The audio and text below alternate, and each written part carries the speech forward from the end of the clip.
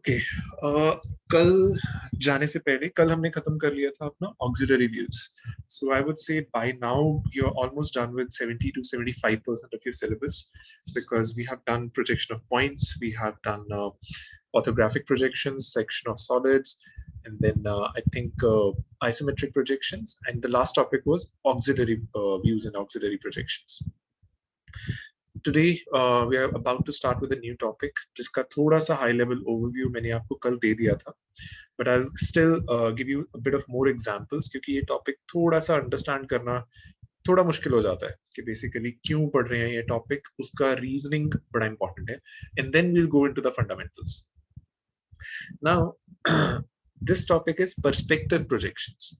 तो पहली बात जो क्लैरिफाई करनी है, जो मैं कल भी वैसे कर चुका हूं, कि अभी तक हमने जितने भी प्रोजेक्शन सिस्टम्स पढ़े थे ना, वो सारे के सारे जो ब्रॉडर कैटेगरी है वो है आपकी ऑर्थोग्राफिक प्रोजेक्शंस, उसके अंदर लाई करते थे.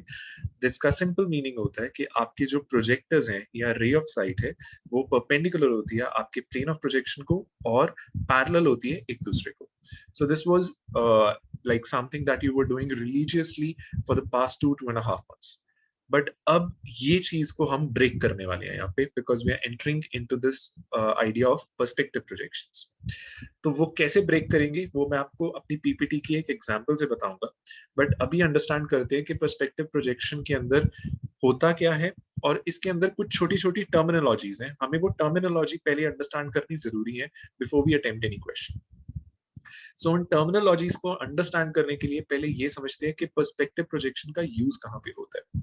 इनका यूज हेवीली होता है बेसिकली, अगर आप ध्यान से देखो फोटोग्राफर्स बहुत ज्यादा यूज करते हैं इसका, एंड स्पेशली आर्टिस्ट बहुत ज्यादा यूज करते हैं इनका. एंड प्लस जो आपका ये 3D गेमिंग आ चुके हैं, even 2D gaming I would से, इसके अंदर बड़ा हेवी यूज है.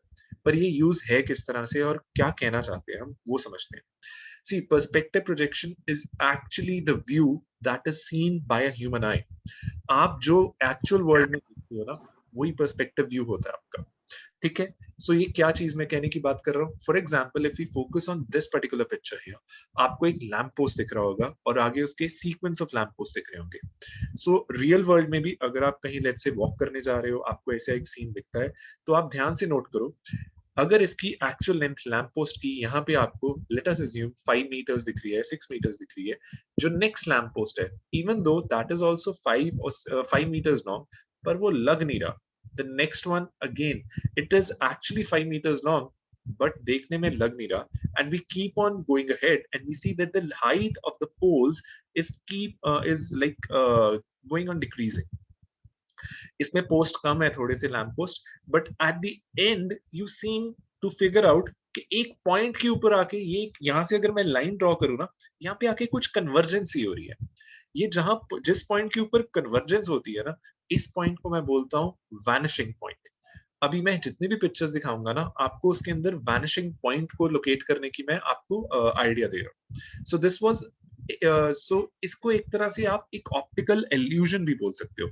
एक्चुअली तो ऐसा नहीं है ना, हर पोस्ट लैंप पोस्ट की हाइट है तो 5 मीटर्स ही, पर देखने में लग नहीं रही. तो एक तरह का ऑप्टिकल इल्यूजन है हाइट्स का. ऐसे ही अगर मैं एक सेकंड एग्जांपल लूं, आपकी रेलवे लाइन जैसे होती है, इसके अंदर अगर ध्यान से देखें, यहाँ पे विड्थ लेट अस अज्यूम आपका 1 मीटर है, नेक्स्ट वाला थोड़ा सा कम है, नेक्स्ट वाला थोड़ा सा देखने में कम है आई वुड से, नेक्स्ट वाला देखने में थोड़ा और कम लग रहा है, एंड सो ऑन. और अगर मैं एंड में जाके देखूं, मुझे ऐसा लगता है विड्थ ऑलमोस्ट 0 हो चुकी है. यहाँ एक्चुअल विड्थ जो है वो है अबाउट लेट्स से 2 मीटर्स. यहाँ पे भी एक्चुअल विड्थ रियल वर्ल्ड के अंदर होनी 2 मीटर्स चाहिए, but as it is perceived by my eyes, मुझे ऐसा लगता है कि नहीं, ये 0 हो चुकी है. It actually vanished. सो हम कह सकते हैं कि ये भी एक तरह का वैनिशिंग पॉइंट है. इसको थोड़ा सिंप्लीफाइड तरीके से समझने के लिए अगर मैं एक छोटा सा आर्ट का पिक्चर लूं, this is what I am trying to say, कि आपकी ये लाइंस अगर आप ध्यान से देखो कन्वर्ज कर रही हैं, कन्वर्ज करते करते एक वैनिशिंग पॉइंट बन जाता है, और यहाँ पे एक हॉरिजॉन्टल लाइन भी बनती है. इस हॉरिजॉन्टल लाइन को मैं बोलता हूँ आई लेवल होराइजन. ये लाइन आपको वैसे दिखती है अगर आप जैसे कहीं बीच पे जाते हो, या किसी ने अगर कहीं समुंदर देखा होगा, किसी ने ओशन देखा है, आप बीच पे जाके जब देखते हो ना, दूर कहीं जाके एक तरह से ऐसे नहीं लगता कि आपके जो आसमान है और आपका जो पानी है वो एक लाइन पे ऊपर आके मिल गया, बट एक्चुअली ऐसे होता नहीं है. वो उस लाइन को हम बेसिकली हॉराइजन लाइन बोलते हैं प्रैक्टिकल रियल वर्ल्ड के अंदर भी, और वही हॉराइजन लाइन को मैं यहाँ पे बोल रहा हूँ। और ये हॉराइजन लाइन जो बनती है ना, ये आई लेवल ऑफ द ऑब्जर्वर पे ही बनती है टेक्निकल। सो ये कुछ टेक्निकल टर्म्स हैं जो आपको देखने को मिल रही हैं, इनको हम थोड़ा सा एक्सपैंड करते जाएंगे, अपनी नॉलेज में ऐड करते जाएंगे। सो वैनिशिंग पॉइंट एक चीज है जो हम समझ रहे हैं कि हर बार जाके ये लाइंस कहीं कन्वर्ज कर जाती हैं रियल वर्ल्ड के अंदर और एक वैनिशिंग पॉइंट बनाती है। सो फॉर एग्जाम्पल अगर मैं जस्ट अ सेकेंड एक और पिक्चर लेता हूँ। अब ये एक आर्टिस्ट ने अपने हाथों से पिक्चर ड्रॉ की है। सो आर्टिस्ट जब भी पिक्चर ड्रॉ करते हैं ना, मोस्ट ऑफ द टाइम वो वैनिशिंग पॉइंट आर्ट को यूज करते हैं। यही वैनिशिंग पॉइंट ये भी लोकेट कर रहा है। मोस्ट ऑफ द पिक्चर्स अगर आप गूगल आउट करोगे जाके, जितने भी बड़ी बड़ी आर्टिस्ट हुए हैं ना, वैनिशिंग पॉइंट का यूज उन्होंने भी किया हुआ है। तो यहाँ पे भी अगर आपको वो रेलवे ट्रैक्स को यहाँ पे मैंने सिंप्लीफाइड वे में बताया था, यहाँ पे अगर आप ध्यान से देखो कॉम्प्लिकेटेड डायग्राम है, पर ये भी सारी लाइंस, चाहे ये यहाँ पे इसकी ये वुडन आपकी फेंसिंग है, चाहे आपकी ये रेलवे ट्रैक्स हैं, चाहे यहाँ से भी जो ये स्नो पियर्सिंग लाइंस भी आ रही हैं, ये यहाँ जाके वैनिश हो रही है, एक वैनिशिंग पॉइंट पे जा रही है। सो ये वैनिशिंग पॉइंट पर्सपेक्टिव है जो मैं आपको समझाने की कोशिश कर रहा हूँ। इसी को अगर आप अब रेलवे की एग्जांपल से हट जाओ, अगर मैं ये एक बिल्डिंग का, आई वुड से रोड के अलोंग साइड बिल्डिंग्स होती हैं, इसकी बात भी अगर करूं, थोड़ा सा मैं इसे जूम इन कर लेता हूं ताकि आपको थोड़ा क्लैरिटी से दिखे। सो यहाँ पे भी अगर आप ध्यान से देखो, चाहे जिसने भी ये आर्ट बनाया है उसने फिर से वैनिशिंग पॉइंट का ही यूज किया जो यहाँ पे बन रहा है। सो यहाँ पे आप देख सकते हो कि ये ब्लैक कलर की लाइंस है, विंडो के ऊपर से, विंडो के यहाँ से ऊपर से, यहाँ से इसकी ये एजेस ऑफ द वॉल जो है, हर चीज जाके कन्वर्ज कर रही है एक पॉइंट के ऊपर। सो ये 3D रिप्रेजेंटेशन ही है। सो ये यहाँ पे ये समझने की जरूरत है, हम वैनिशिंग पॉइंट लोकेट कर रहे हैं हर पिक्चर के अंदर। एक लास्ट पिक्चर देखते हैं और फिर टेक्निकल कंसेप्ट्स में जाएंगे। यहाँ पे भी आर्टिस्ट जो यूज कर रहा है वो वैनिशिंग पॉइंट पर्सपेक्टिव ही यूज कर रहा है। आपको यहाँ पे ये अलमीरा जो है बहुत बड़ी दिख रही है, सेकंड अलमीरा की हाइट थोड़ी कम दिख रही है, थर्ड की थोड़ी कम दिख रही है, जाते जाते आपको हॉलवे के अंदर अब ये वाली अलमीराज ऐसे लग रही है कि इनकी हाइट कम है। उसने ड्रॉ ही इसी तरीके से किया है कि हाइट कम है, क्योंकि आपकी आईज को भी ऐसे ही परसीव होता है, और उसने ड्रॉ क्या किया, एक वैनिशिंग पॉइंट पर्सपेक्टिव को ड्रॉ किया। सो आई होप यहाँ तक सबको एक हल्का सा आइडिया लग चुका होगा कि हम इन चीजों के अंदर ढूंढ क्या रहे हैं। ठीक है, now let us switch to the PPT version, और उसके अंदर will talk about perspective drawings. ठीक है, सबसे पहली बात ये समझनी जरूरी है कि हम यहाँ पे बनाएंगे 3D ड्राइंग ही। जो हम यहाँ पे कंस्ट्रक्शंस करने वाले हैं, they will be 3D representations, they are not 2D। When I say 2D, 2D is basically front view, top view, side view, पर यहाँ पे हम बनाएंगे 3D। 3D तो आप आइसोमेट्रिक में भी बनाते थे, 3D आप पर्सपेक्टिव में भी बनाने जा रहे हो। तो फर्क क्या है? फर्क ये है कि आइसोमेट्रिक के अंदर आपकी जो डायमेंशंस होती थी, चाहे अगर आप आइसोमेट्रिक ड्राइंग की बात कर रहे हो फॉर एग्जांपल, वो ट्रू डायमेंशंस होती थी। अगर एक्चुअल डायमेंशन एक क्यूबॉइड की let's say 2 metre by 2 metre by 2 metre है, तो आइसोमेट्रिक ड्राइंग के अंदर आप 2 बाय 2 बाय 2 ही लेते। बट पर्सपेक्टिव के अंदर ऐसा नहीं होगा, because this is the actual perception of the object as per your eyes. तो इसके अंदर है 3D ड्राइंग्स, बट उनकी जो शेप एंड साइज आपको दिखेगी वो ट्रू नहीं होगी। सो उस चीज को समझने से पहले एक छोटा सा, I would say we can take another practical example to understand कि पर्सपेक्टिव ड्राइंग्स का यूज कितना हेवीली होता है हमारी रियल वर्ल्ड के अंदर। For example if we look at this picture, I am pretty sure आप लोगों ने ये पिक्चर कहीं ना कहीं, कहीं मूवी में, कहीं टीवी पे, कहीं म्यूजियम में, या न्यूज़पेपर में, I would say over the internet पक्का देखी होगी। This is what you call as the famous last supper painting by Leonardo da Vinci. तो इस पिक्चर के अंदर, can you guys figure out the use of vanishing point? Can you just have a look over this picture and try to see कि कहीं आपको vanishing point का use दिख रहा है? Yes sir. कहाँ पे है वैनिशिंग पॉइंट, कहाँ पे बन रहा है? जो सीलिंग है वो अगर उसको पीछे की तरफ एक्सटेंड करेंगे तो आएगा एक वैनिशिंग पॉइंट। तो बनेगा कहाँ पे? थोड़ा आई वुड से spend about 10-20 seconds everyone. Can you help me locate the vanishing point? I will just switch one slide और आपको मिल somewhere जाएगा। above Jesus Christ. हाँ, Somewhere on top of Jesus Christ. You are absolutely correct. मैं अगर एक slide switch करता हूँ, this is where the vanishing point is. यहां से देखो, ये सीलिंग का ये वाली लाइन कहाँ पे आके कन्वर्ज कर रही है? यहाँ। ये हर सीलिंग की लाइन यहाँ पे उसने ड्रॉ जो की हुई है, यहाँ से जो आ रही है, even from the sides, it is basically converging on his face. So Leonardo da Vinci की ये पेंटिंग जो है, it is somewhere like I think it was painted somewhere in 1498 or something like that.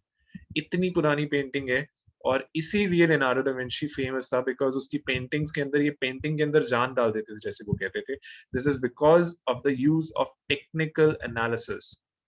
वो सिर्फ draw नहीं करते थे, मतलब बेसिकली पूरा टेक्निकल यूज होता था, टेक्निकल नॉलेज का यूज होता था।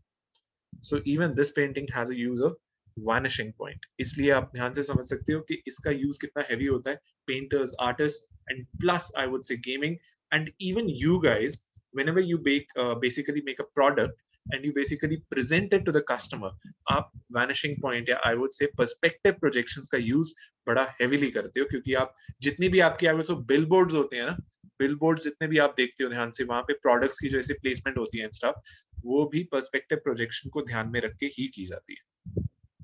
So now with this understanding, let us move further. सो यहाँ पे ये चीज समझनी जरूरी है कि जैसे मैंने पहले भी कहा कि है तो ये 3D ड्राइंग ही, बट आप ये समझ सकते हो कि 3D ड्राइंग के अंदर आइसोमेट्रिक व्यू किसी ऑब्जेक्ट का अगर इस तरह से दिखता है, उसी ऑब्जेक्ट का जो 3D view in perspective view आपको इस तरह से दिखता है। सो आप देख सकते हो कि इसकी डायमेंशंस ट्रू डायमेंशंस है, यहाँ पे ये डायमेंशंस ट्रू नहीं है, आपकी आंखों को ये कुछ इस तरह से दिखेगा, बट यहाँ पे ये भी समझना जरूरी है, एग्जैक्टली ऐसा नहीं दिखेगा, because this is what I call as one point perspective. ठीक है, what do I mean by one point perspective? मेरे पास एक ही वैनिशिंग पॉइंट है, बट ऐसा भी जरूरी नहीं है, आपके पास दो वैनिशिंग पॉइंट भी हो सकते हैं। ऑलराइट, यहाँ पे जो वैनिशिंग पॉइंट है वो आपकी एक डायमेंशन को ही केटर कर रहा है, ऑलराइट, जो डेप्थ की डायमेंशन है, और यहाँ पे अगर आप ध्यान से देखो, आपकी जो ऑब्जेक्ट है उसकी एक दूसरी डायमेंशन को केटर करने के लिए एक दूसरा वैनिशिंग पॉइंट हो जाता है। ऐसे ही आपकी हाइट की एक डायमेंशन बची हुई है, तो आपके पास प्रैक्टिकली अगर देखा जाए 3 पॉइंट पर्सपेक्टिव भी हो सकता है, यहां से भी लाइंस को ऊपर कहीं ज्वाइन करवा के, कन्वर्ज करवा के एक वैनिशिंग पॉइंट एस्टैब्लिश किया जा सकता है, जहां पे मेरा कर्सर है इस लोकेशन के ऊपर। So this is what we will call as a 3-point perspective, अगर ऐसा होता, अगर हाइट को भी कंसिडर किया जाता। बट ड्यूरिंग जब हम ये कोर्स पढ़ रहे हैं, ड्यूरिंग दिस पार्ट, हम सिर्फ सिंगल पॉइंट पर्सपेक्टिव या 1 पॉइंट पर्सपेक्टिव या 2 पॉइंट पर्सपेक्टिव के ऊपर ही बात करेंगे। आपके सारे क्वेश्चंस 1 और 2 पॉइंट पर्सपेक्टिव पे हैं, आपको इससे आगे जाना नहीं है। But in real world practical situations, I think in actual 4 point perspective भी होता है, आर्टिस्ट जो यूज करते हैं। बट अगर इंजीनियरिंग ग्राफिक्स की बात करो, आई थिंक 3 पॉइंट पर्सपेक्टिव तक ही चलता है। बट अगर इस कोर्स की बात करें, आप 2 पॉइंट पर्सपेक्टिव के ऊपर कुछ नहीं पढ़ने वाले। ऑलराइट, सो यहाँ पे एक ओवरऑल कंपैरिजन भी आपको मिल जाता है, आइसोमेट्रिक व्यू किस तरह से दिखता है, 1 पॉइंट पर्सपेक्टिव किस तरह से दिखता है, और 2 पॉइंट पर्सपेक्टिव किस तरह से दिखता है। सो यहाँ तक कोई डाउट? ये डेफिनेशंस अब मैं क्लियर करने वाला हूँ, वैनिशिंग पॉइंट क्या होता है and all those things. But before this, any doubt in understanding कि ये क्या हमें मतलब ये नया टॉपिक किस चीज के बारे में?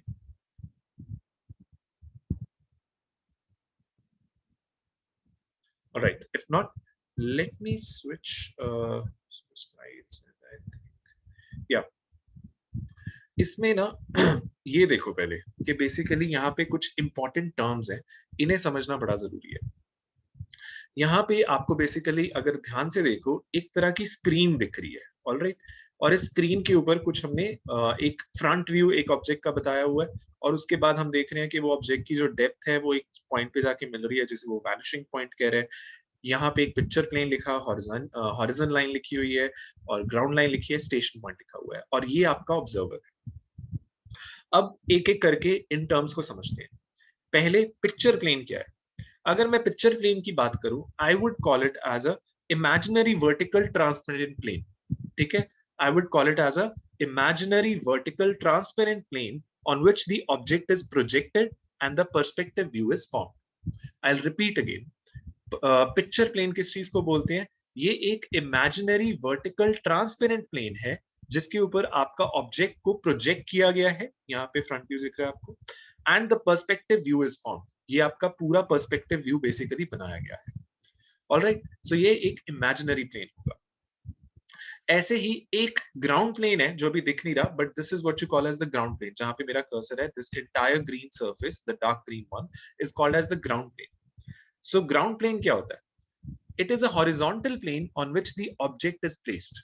आपका ऑब्जेक्ट जहां प्लेस किया जाता है उसे ग्राउंड प्लेन बोला जाता है. तो वो चीज आपको दिख रही है. और if I move further I would say the line of intersection of the ground plane, ये प्लेन की intersection with the picture plane, ये पिक्चर प्लेन की इंटरसेक्शन और ये ग्राउंड प्लेन की इंटरसेक्शन आपको देती है ग्राउंड लाइन. ग्राउंड लाइन आपकी ये वाली चीज है, ये लाइन को ग्राउंड लाइन बोलते हैं. किसी को कोई डाउट यहां तक कि पिक्चर प्लेन क्या है, ग्राउंड प्लेन क्या है और ग्राउंड लाइन क्या है? This is the ground line.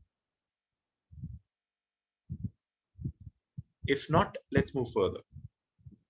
सो ये आपका हो गए तीन टर्मिनोलॉजीज. पिक्चर प्लेन क्या है? दिख रहा है. It is a imaginary vertical transparent plane on which the object is projected and the perspective view is formed. Ground plane क्या है? Horizontal plane on which the object is placed. Ground line क्या है? Line of intersection of the ground plane and the picture plane. अब next point क्या है? Horizon plane. Alright, यहाँ पे एक होराइजन प्लेन भी है जो in the plane of the computer screen है basically. So this is also a imaginary horizontal plane. जैसे picture plane imaginary vertical plane है, horizon plane imaginary vertical plane है जो आपको यहाँ पे दिख रहा है basically, which is passing through the eye level of the observer. अब ऑब्जर्वर के आई लेवल से पास करता है and it is above the ground plane. So I will repeat again. Horizontal plane क्या है? It is an imaginary horizontal plane which is basically passing through the eye level of the observer and is known as and is above the ground plane. और horizon plane और picture plane का जो intersection है, that is what you call as from this point as the horizon line. Alright? तो इसमें इतना confuse होने वाली बात नहीं है. आपको बेसिकली ये समझ आना चाहिए कि होराइजन लाइन ऑब्जर्वर की आई साइड से पास होने वाली एक इमेजिनरी लाइन यहाँ पे बन रही है. पिक्चर प्लेन एक इमेजिनरी वर्टिकल प्लेन है जहाँ पे आपके ऑब्जेक्ट का पर्सपेक्टिव व्यू बनेगा और उसके फ्रंट व्यू को प्रोजेक्ट किया गया है. ग्राउंड लाइन यहाँ पे सबसे बॉटम मोस्ट लाइन जो ग्राउंड को टच कर रही है. ये तीन चार चीजें पता होनी चाहिए. और वैनिशिंग पॉइंट क्या है? होराइजन लाइन के ऊपर लाई करने वाला एक पॉइंट जहां पे आपका पर्सपेक्टिव व्यू आके पर्सपेक्टिव व्यू की सारी लाइंस मीट करती हैं, वो वैनिशिंग पॉइंट है. और स्टेशन पॉइंट क्या है? स्टेशन पॉइंट है आपका ऑब्जर्वर खड़ा कहाँ पे है, सो वो कहाँ पे स्टेशनड है, सो वो चीज है.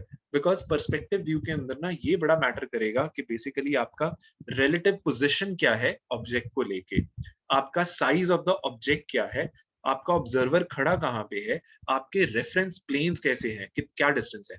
दैट मीन्स कि ये डिस्टेंस कितना है यहाँ पे टॉप से लेके हॉरिजॉन्टल लाइन का, या ग्राउंड लाइन से हॉरिजॉन्टल लाइन का डिस्टेंस क्या है. ये सारा हम अभी प्रैक्टिकल एग्जांपल में देखेंगे, बट अभी यहाँ से एक ये एस्टैब्लिश करना अंडरस्टैंडिंग कि ये पॉइंट्स क्या क्या हैं वो बड़ा जरूरी है. सो अगर यहाँ पे लेट अस से एक नेक्स्ट स्लाइड पे मूव करें ना, सो ये आपका स्टेशन पॉइंट है. आपका ऑब्जर्वर यहाँ पे खड़ा है, ये आपका बेसिकली पिक्चर प्लेन की लाइन है. अभी हम टॉप व्यू से देख रहे हैं. ऑलराइट, ये फ्रंट व्यू से सारा कुछ देख रहे थे. अगर मैं टॉप व्यू से देखूं, ये पिक्चर प्लेन है, ये आपका ऑब्जेक्ट का टॉप व्यू दिख रहा है. सो पर्सपेक्टिव व्यू में ये बड़ा मैटर करेगा कि बेसिकली ये पिक्चर प्लेन से आपके ऑब्जर्वर का डिस्टेंस कितना है. ये डिस्टेंस कम है कि ज्यादा है, इसके ऊपर आपके पर्सपेक्टिव ड्राइंग बदल जाएगी. आपका स्टेशन पॉइंट यहाँ पे है कि यहाँ पे है, इससे आपकी पर्सपेक्टिव ड्राइंग बदल जाएगी. सो ये सारी बातों का ध्यान रखना होता है, पर ये ध्यान हम ही रखते हैं. हम आपको क्वेश्चन में सारी इंफॉर्मेशन प्रोवाइड करते हैं. हम सब कुछ बताएंगे आपको कि ये डिस्टेंस कितना रखना है, ये स्टेशन पॉइंट कहाँ पे लाई कर रहा है. ऑलराइट, सो ये सारा डिस्टेंसेस आपको स्पेसिफाइड होते हैं. सो किसी को यहां तक कोई डाउट?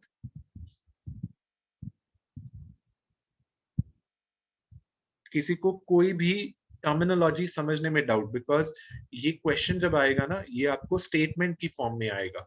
ऑलराइट, सो ये सारे डिस्टेंसेस वहां से स्पेसिफाइड होंगे कि हॉरिजॉन्टल लाइन से, हॉरिजॉन्टल लाइन से ये डिस्टेंस इतना है, स्टेशन पॉइंट से ये डिस्टेंस इतना है, वैनिशिंग पॉइंट यहाँ पे लाई कर रहे हैं स्टफ. तो ये पॉइंट्स क्लियर होने बड़े जरूरी हैं कि ये टर्मिनोलॉजी क्या बोल रही है. अगर ये क्लियर नहीं हुई तो आप क्वेश्चन अटेम्प्ट नहीं कर पाओगे. सो आई एम आस्किंग अगेन, कोई डाउट तो नहीं है? I can repeat if you want. All right, if not, let us switch back to the PPT. All right, so let's move further. So perspective drawing, पहले one point perspective की बात करेंगे. All right, one point perspective क्या होता है उसके अंदर देखते हैं. So ये आपका क्वेश्चन होगा. ऑलराइट, आपको क्वेश्चन के अंदर ये बताया होगा कि this is what you need to, this is your component और इसकी पर्सपेक्टिव ड्राइंग आप बनाइए। अभी क्वेश्चन स्टेटमेंट मैं नहीं यूज करने वाला, मैं आपको सिर्फ ये बताऊंगा कि प्रोसीजर क्या है, वो अंडरस्टैंड करना बड़ा जरूरी है। बिना प्रोसीजर अंडरस्टैंड किए आप अटेम्प्ट नहीं कर पाएंगे क्वेश्चन को। सो स्टेटमेंट वाले क्वेश्चन बाद में देखेंगे, पहले ये समझते हैं कि प्रोसीजर क्या है। सो आपके पास जब भी ऐसा कंपोनेंट एक क्वेश्चन में दिया होगा और कुछ स्टेटमेंट में बताया होगा ये डिस्टेंस इतना है, ऐसे है, वैसे है, जो भी है, what you need to do, we need to understand that. आप आएंगे आगे, आपको पहले ये डिस्टेंसेस कुछ स्पेसिफाइड होंगे। ऑलराइट, कौन कौन से डिस्टेंसेस मैं आपको स्पेसिफाई करके बताता हूँ। आपको ये डिस्टेंस बताया होगा, ठीक है, ये डिस्टेंस दिया होगा आपको, आपको ये डिस्टेंस भी दिया होगा। ये वही डायग्राम है जो अभी वो मैंने कलरफुल सी डायग्राम दिखाई थी ना, it is exactly the same diagram, बस यहाँ पे हमने ड्रॉ कर दी। ठीक है, आपको ये दो डिस्टेंस बताए होंगे। आपको और क्या पता होगा, आपको ऑब्जेक्ट का फ्रंट व्यू बनाना पड़ेगा।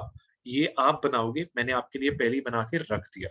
आपको टॉप व्यू बनाना पड़ेगा, ये मैंने यहाँ पे बना के रख दिया, पर ये आप खुद से कंस्ट्रक्ट करोगे based on the object that you see in front of you. So आप अपना फ्रंट व्यू और टॉप व्यू बना लोगे। ऑलराइट, यहाँ पे आप ध्यान से देखो, फ्रंट व्यू किस, ये ग्राउंड लाइन को टच करेगा, ये बड़ी इंपॉर्टेंट बात है, इसको इग्नोर नहीं करना। ये हवा में नहीं बना, ये यहाँ पे टच कर रहा है। अब ये यहाँ पे टच कर रहा है, तो पिक्चर प्लेन का टॉप व्यू कैसे होगा, मैंने आपको अभी दूसरी डायग्राम के अंदर दिखाया था, ये यहाँ पे टच करेगा। ऑलराइट, सो ये दो चीजों को ध्यान में रखना है, ये मिस नहीं करनी। और ये चीजें क्यों मिस नहीं करनी, हम 1 पॉइंट पर्सपेक्टिव में है, 2 पॉइंट पर्सपेक्टिव में ना चेंजेस आ जाएंगी, उन चीजों को बाद में नोटिस करेंगे। पर 1 पॉइंट पर्सपेक्टिव के अंदर फ्रंट व्यू का ये वाला बेस यहाँ पे टच कर रहा है, ये बड़ा जरूरी है। और इसी के कॉरेस्पॉन्डिंग हमने देखना पड़ेगा कि ये वाला फेस, बेसिकली ये वाला जो फेस है यहाँ पे, ये वाला फेस यहाँ पे टच कर रहा है। ऑलराइट, ये ऊपर। सो किसी को कोई डाउट इस इतनी इंफॉर्मेशन अंडरस्टैंड करने में? सर पिक्चर प्लेन कैसे बना, समझा दो। Picture plane, sorry question repeat करना जरा, क्या बोला? Picture plane sir ground line के ऊपर हॉरिजॉन्टल पे पिक्चर प्लेन हमने कैसे बनाया, एक बार वो रिपीट कर दो प्लीज। ओ ओके, देखो, एक तो सीक्वेंस याद करना है हमें। सबसे टॉप के ऊपर क्या होगा, पिक्चर प्लेन, सबसे पहली चीज यही बनेगी। दूसरी चीज होगी हॉरिजॉन्टल लाइन, ठीक है, ये दूसरे नंबर पे बनेगा। और बॉटम मोस्ट होगी ग्राउंड लाइन, ये थर्ड प्लेन पे बनेगा। अगर मैं स्विच करूं जरा, एक सेकेंड दो जरा, यहाँ पे भी क्या हो रहा था, पहले क्या बना था, पहले आपका क्या बना था, पिक्चर प्लेन। ठीक है, पिक्चर प्लेन की लाइन बनी थी, हॉरिजॉन्टल लाइन, हॉरिजॉन लाइन दूसरे नंबर पे ये था, और ग्राउंड लाइन यहाँ पे थी। सो ये सीक्वेंस 1 2 3 फिर से सेम ही है। अगर आप नेक्स्ट स्लाइड के ऊपर भी जाके देखें, यहाँ पे आपको सिर्फ टॉप व्यू दिख रहा है, नथिंग एल्स। ये पिक्चर प्लेन की लाइन है, ये पिक्चर प्लेन की लाइन और ये पिक्चर प्लेन की लाइन सेम है। Alright, okay sir. सो ये सीक्वेंस नहीं भूलना, 1 2 3 will remain consistent. Picture plane बनेगा, हॉरिजॉन लाइन बनेगी, फिर ग्राउंड लाइन बनेगी। और ये डिस्टेंस के पिक्चर प्लेन और हॉरिजॉन लाइन के बीच में डिस्टेंस कितना है दिया जाएगा, या कोई ना कोई इंफॉर्मेशन होगी इसको निकालने के लिए। आपका हॉरिजॉन लाइन और ग्राउंड लाइन के बीच में डिस्टेंस कितना है दिया होगा, या कोई ना कोई इंफॉर्मेशन होगी निकालने के लिए, क्योंकि इनके चेंज करने से ही आपकी जो पर्सपेक्टिव ड्राइंग है वो बदल जाती है। Alright, sorry. सो यहां तक और कोई डाउट किसी को?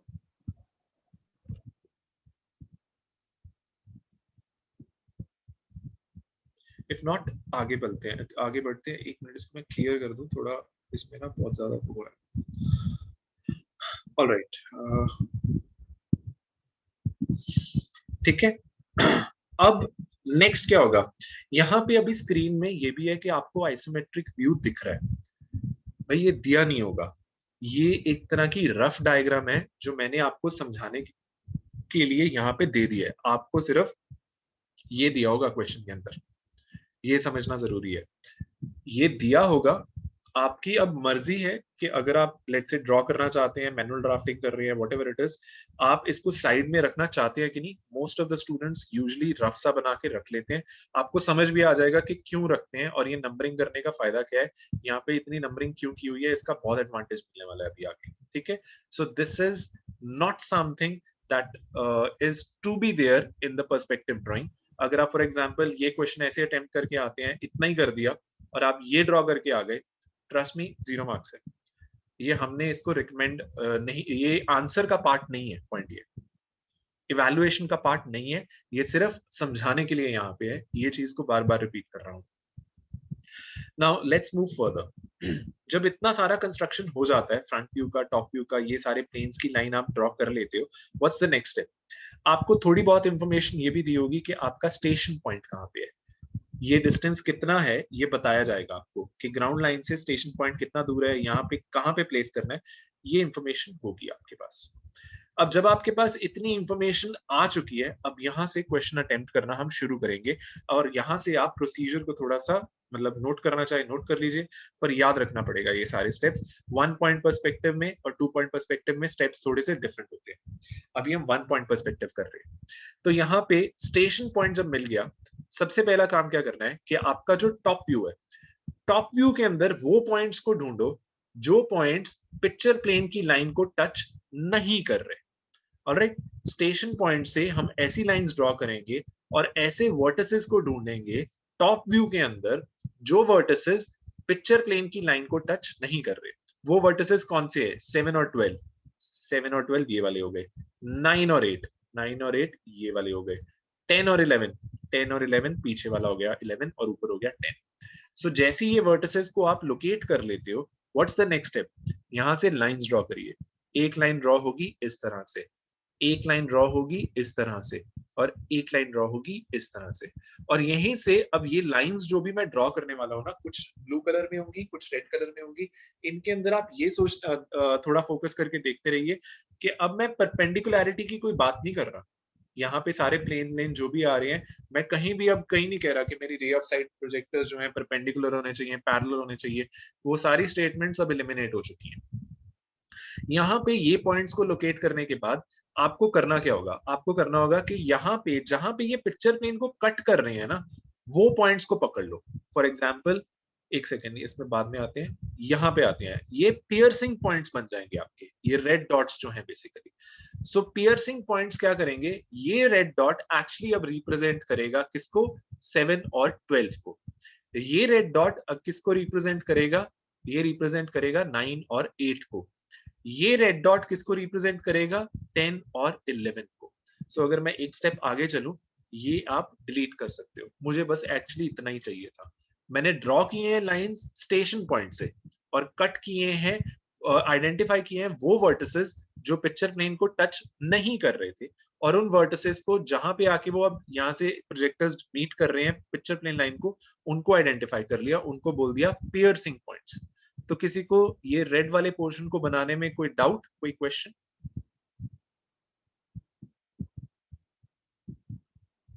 इफ नॉट, आगे चलते हैं। एक लाइन मैंने यहां से ड्रॉ कर दी, मेरी एनिमेशन पहले आ गई। यहां से स्टेशन पॉइंट से आपको एक वर्टिकल प्रोजेक्टर गिराना है, और जहां पे जाके वो हॉरिजॉन्टल लाइन को मीट करेगा, वो बन जाएगा आपका वैनिशिंग पॉइंट। ऑलराइट, ये मैं दोबारा रिपीट करता हूँ। स्टेशन पॉइंट जहां पे भी है आपका, वहां से एक वर्टिकल प्रोजेक्टर गिराना है, और हॉरिजॉन्टल लाइन को जहां पे आके वो मीट करेगा, वो दे देगा आपको वैनिशिंग पॉइंट। सो एक होते हैं पियर्सिंग पॉइंट्स, एक होते हैं वैनिशिंग पॉइंट। वैनिशिंग पॉइंट एक ही होगा। सो अब यहां से अब हम क्या करेंगे? ऊपर वाला जो पार्ट था उसको थोड़ी देर के लिए इग्नोर करते हैं, वैनिशिंग पॉइंट पे फोकस करते हैं।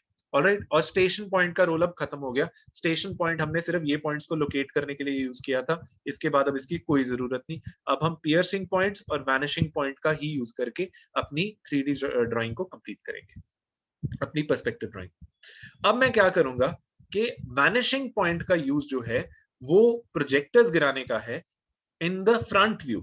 वैनिशिंग पॉइंट सिर्फ फ्रंट व्यू के ऊपर प्रोजेक्टर्स गिराएगा, इस बात को ध्यान में रखना है। कैसे प्रोजेक्टर्स? अब मैं पकड़ूंगा इसके एक एक वर्टेक्स को। फॉर एग्जांपल, यहां से लूंगा मैं एक लाइन वैनिशिंग पॉइंट से, कनेक्ट करूंगा पॉइंट 6 को। मैं लूंगा एक और लाइन वैनिशिंग पॉइंट से और कनेक्ट करूंगा वर्टेक्स 1 को। ऑलराइट, यहां तक किसी को कोई डाउट? स्टेशन पॉइंट सारे कनेक्शन कर रहा था टॉप प्लेन में, वैनिशिंग पॉइंट कनेक्शन कर रहा है सारे फ्रंट प्लेन में, फ्रंट व्यू में। Station point top view, vanishing point front view. कोई डाउट?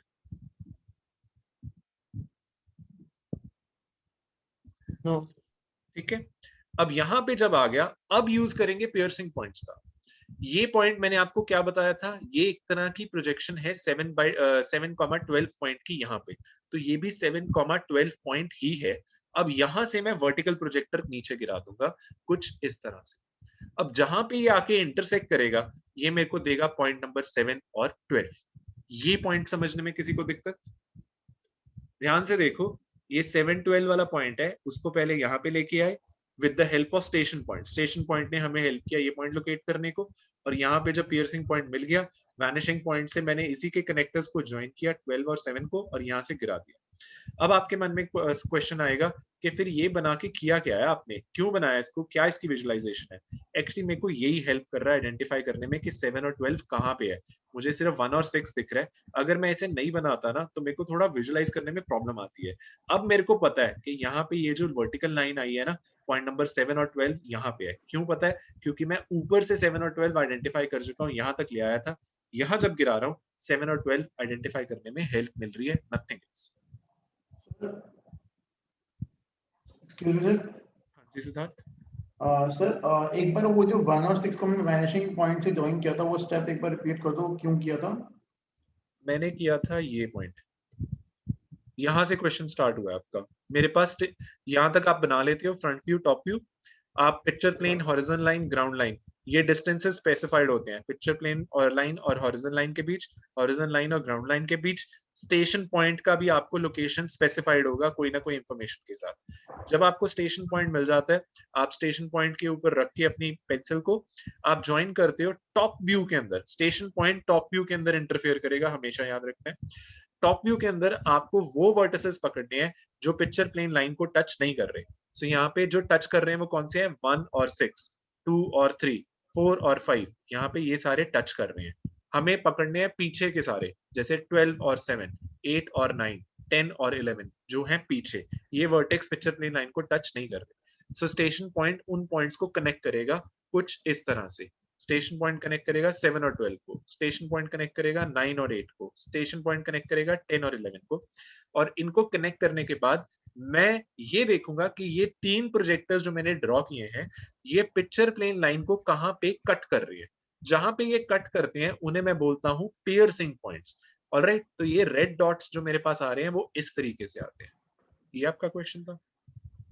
नहीं सर, जो हमने जो हमारे फ्रंट व्यू में 1 और 6 थे, उसको वैनिशिंग पॉइंट से क्यों किया हमने, मतलब क्यों वो किया? वाला ये स्टेप। प्रोसीजर है, इसमें क्यों नहीं पूछ सकते। We can't ask why, we should ask how, और वो हो सकता है ये प्रोसीजर है। This is how you construct perspective मेरा ड्रॉइंग्स। मतलब कि हमने वही 2 पॉइंट क्यों चूज किए? वो क्यों यूज किए? नहीं, अभी हमने पूरी ड्राइंग नहीं बनाई, अभी हमने ये कनेक्ट किया क्योंकि हमें ये वाला पोर्शन कंस्ट्रक्ट करना है ना, 1, 6, 12 एंड 7। इसको कंस्ट्रक्ट करने के लिए यहाँ से प्रोजेक्टर्स लेने पड़ेंगे और ऊपर वाले प्रोजेक्टर्स को ज्वाइन करना पड़ेगा। जब इन्हें ज्वाइन कर लेंगे, what you actually get is this thing. ये आपने पोर्शन कंप्लीट कर लिया अपना। मैं एक स्टेप अभी बताया नहीं था। ओके। ऐसे ही आप आगे भी प्रोजेक्टर्स कनेक्ट करोगे वैनिशिंग पॉइंट से। अब जो बचे हुए पॉइंट्स हैं, अब वैनिशिंग पॉइंट कनेक्ट करेगा 2 को, और यहां से बेसिकली आप क्या करोगे, ये 9 और 8 यहाँ था, पियर्सिंग पॉइंट 9, 8 यहाँ पे आ चुका है। यहाँ से अब वर्टिकल लाइन आप नीचे गिरा दो। जैसे ही नीचे गिराओगे, ये पॉइंट कौन सा मिलेगा? 8। 8। जैसे ही 8 मिल गया, तो अगर मिल गया तो ये लाइन को डार्क करके ऐसे ज्वाइन कर सकते हैं। राइट। सो ये रीजन है। जो आपका क्वेश्चन था वो मैं एक स्टेप पीछे चल रहा था, अभी कंप्लीट नहीं किया था। राइट। ठीक है। सो ऐसे ही वैनिशिंग पॉइंट से आपको बाकी के वर्टिसेस को भी कनेक्ट करना है टू कंप्लीट द डायग्राम। सो यहां से वैनिशिंग पॉइंट कनेक्ट करेगा ये यहाँ पे आके कहीं 3 पॉइंट को। सो यहाँ पे जब कनेक्ट किया, ये पॉइंट कौन सा हो जाएगा? 9। 9, क्योंकि यहाँ से ये 9, 8 वाला ही प्रोजेक्टर है ना। 8 मिल गया था, 9 दे देगा, और यहाँ से जैसे ही ये मिल जाता है, आप इस लाइन को डार्क कर सकते हो। जैसे ही आप इस लाइन को डार्क कर सकते हो, आपका ये पॉइंट पूरा हो गया। ऐसे ही वैनिशिंग पॉइंट अब क्या करेगा, कनेक्ट करेगा इस पॉइंट को। जैसे ही आप इसको कनेक्ट करोगे, आपको बेसिकली यहाँ से अब एक और प्रोजेक्टर गिराना पड़ेगा जो है 10, 11। 10, 11 यहाँ से आके पियर्सिंग पॉइंट बना, पियर्सिंग पॉइंट 10, 11। पियर्सिंग पॉइंट 10, 11 से एक वर्टिकल प्रोजेक्टर को नीचे गिराएंगे। जैसे ही इसे नीचे गिराएंगे, जहां पे आके ये इंटरसेक्ट करेगा, ये कौन सा पॉइंट दे देगा? 10। ये 10 मिल गया। जैसे ही आपको 10 मिल गया, आप बाकी लाइंस को ज्वाइन कर सकते हो इस तरह से, इस तरह से। 11 दिखाने की जरूरत नहीं है, इसके अंदर हिडन लाइंस को हम अवॉइड करेंगे जितना कर सकते हैं, पर ये आपकी पर्सपेक्टिव ड्राइंग है इस पर्टिकुलर कंपोनेंट की जो पिछली स्लाइड में मैंने आपको दिखाया था। ऑलराइट, तो कोई डाउट? तो जो स्टेशन पॉइंट होता है वो वाला पॉइंट होता है ना जहाँ से हम उस इमेज को देख रहे हैं, तो फिर उस पे में थोड़ा ऑड सा नहीं है कि वो उसी साइड को हमारा वैनिशिंग पॉइंट बनेगा जिस साइड से हम देख रहे हैं उसको? नहीं, ऐसा क्यों होगा? आई एम सेइंग कि जैसे मतलब वो वैनिशिंग पॉइंट ऑपोजिट साइड पे नहीं होना चाहिए, क्योंकि हम जिस साइड से देख रहे हैं उसके आगे जाके नहीं, वो नहीं, चीज। इसको वी डोंट नो ना कि हम इधर भी बना सकते हैं। आपका पॉइंट ये है कि इधर बनना चाहिए था। नहीं, ऑपोजिट साइड जहाँ पे हॉरिजॉन्टल लाइन लिखा हुआ है ना उसके आसपास की तरफ बोल रहा हूँ मैं। अब किस साइड बन रहा है ये? सेम साइड ही तो बन रहा है या कि नहीं? Same side? कि नहीं? हाँ, नहीं उसी साइड। ठीक है ना, वो बाकी एग्जांपल्स जो मैंने आपको दिखाई थी ना उसमें भी वो सेम साइड पे ही बनेगा। बट आपका क्वेश्चन जो है ना, मैं उसको और एलैबोरेट करके ना एक्सप्लेन करता हूँ।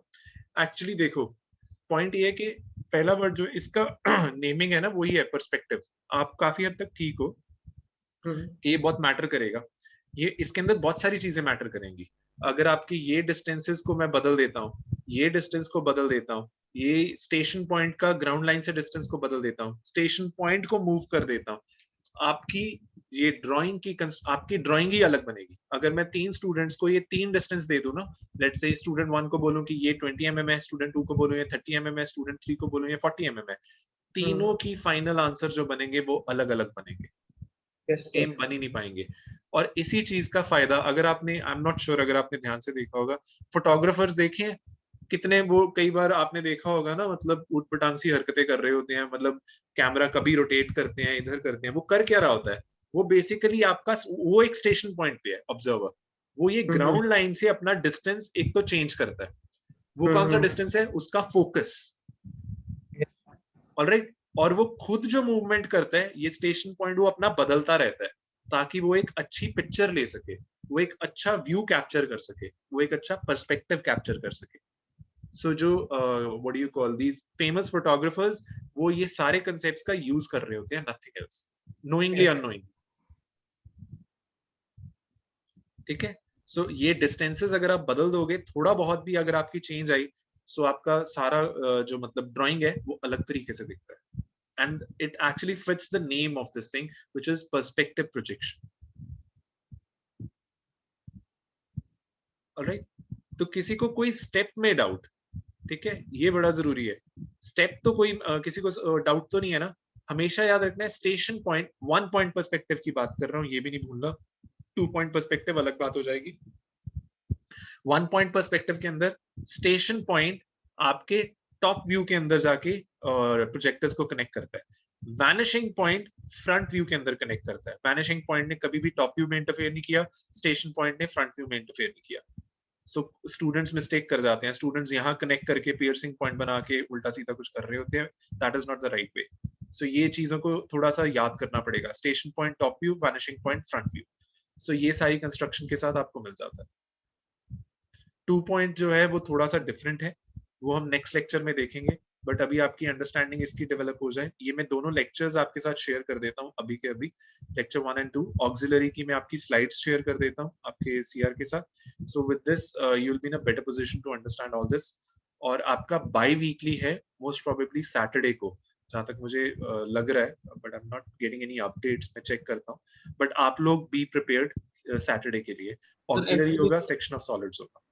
सर एक्चुअली सैटरडे को हमारा वो भी है, अपना प्रोफकॉम का भी है और साथ में ईएलसी एक्टिविटी भी है। उसी दिन ही? ये सर 8th को। और दूसरा सब्जेक्ट कौन सा बोला है? Sir profcom, professional communication. Okay, मैं एक बार चेक करता हूँ अपने दूसरे इंस्ट्रक्टर्स के साथ उनका क्या कहना है। Let me check it. पर ये कब अनाउंस हुए हैं जो प्रोफेशनल कम्युनिकेशन वाला है? सर इसका तो मैसेज कर ही आया था, professional communication. Okay, alright, I'll talk to Dr. Sandeep Sharma in that later. Let you know कि क्या हो रहा है, ठीक है? Yes sir, in the mean time ये मैं सब शेयर कर देता हूँ आपके साथ, ठीक है? And ji so the last YB की हुआ था, so उसमें algebraic का question was really difficult, sir.